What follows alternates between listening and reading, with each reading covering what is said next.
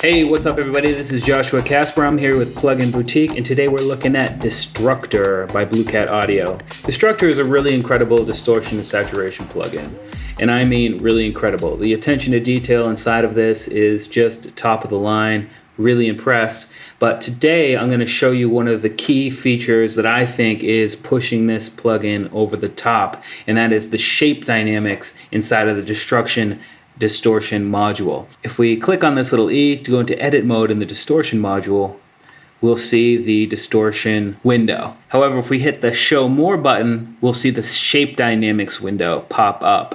And this is where things get really cool. Shape dynamics allows us to animate or automate the amount of distortion applied to the signal depending on an incoming audio source. So right off the bat, I've got it on input, and that just means that the audio on the track is going to affect itself. So I have this bass guitar right here.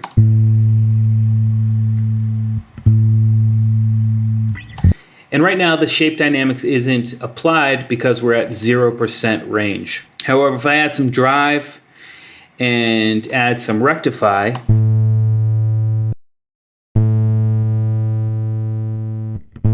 you can hear that some distortion is being applied. And the best way to show you what shape dynamics does is now apply the range.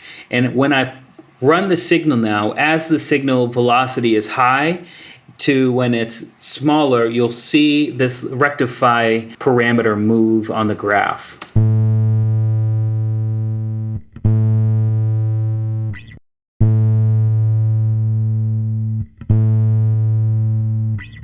So that means when the signal is really strong, the distortion will be applied 100%, and as the signal dissipates, the distortion will dissipate at the same time. That is super cool, okay? So you can use it, the clean input signal, the signal after it's passed through the gate, after it's passed through the compressor, after it's passed through the preamp, but then there's this external, which is where things get really, really cool. So I can change the source to external, and now I can feed in an external audio source to manipulate when and how much of the distortion is being applied to the actual audio signal, which is really cool. So let's go ahead and set that up inside Ableton Live. I'm going to click out of here real quick, and right here I've just got a kick drum on a MIDI track.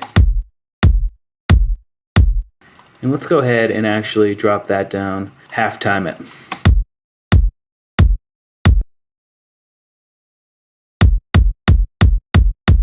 Great. Now what I can do is from the output, click down this menu and choose to go to audio 3, which is where that bass line is, and then from the second drop down choose the Destructor VST. And if I go back into the Destructor now, open it up, we should get the distortion being applied at the rate of that kick drum.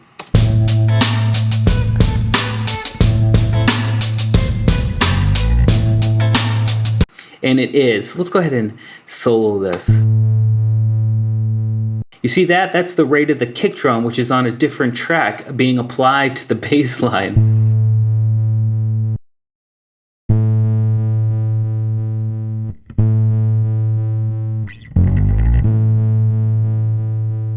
Is that not cool? So you can imagine the possibilities once you start adding something other than just a kick that's hitting, you know, on eighth notes or whatever.